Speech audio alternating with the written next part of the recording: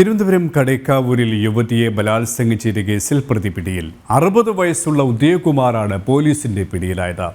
സംഭവത്തിന് ശേഷം ഒളിവിൽ കഴിഞ്ഞിരുന്ന പ്രതിയെയാണ് അറസ്റ്റ് ചെയ്തത്. വർക്കല കോടതിയിൽ ഹാജരാക്കിയ പ്രതിയെ റിമാൻഡ് ചെയ്തു.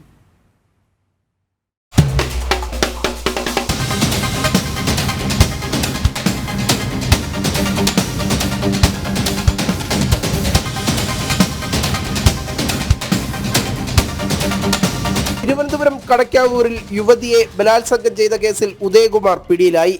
യുവതിയുടെ കോടതി വ്യവഹാരങ്ങളിൽ നിയമസഹായം നൽകാമെന്ന് വാഗ്ദാനം ചെയ്തായിരുന്നു പീഡനം. വീട്ടിൽ അതിക്രമിച്ചു കയറി 2 ദിവസങ്ങളിലായി പീഡനം നടത്തിയെന്നാണ് പരാതി.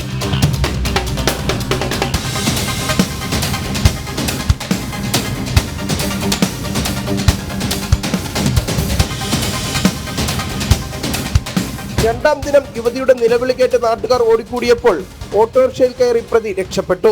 യുവതിയുടെ പരാതിയെ തുടർന്ന് അറസ്റ്റ് ചെയ്ത പ്രതിയെ റിമാൻഡ് ചെയ്തു. ബലാത്സംഗം, പണം തട്ടിയെടുക്കൽ തുടങ്ങി 11ഓളം കേസുകളിൽ പ്രതിയാണ് ഇയാൾ.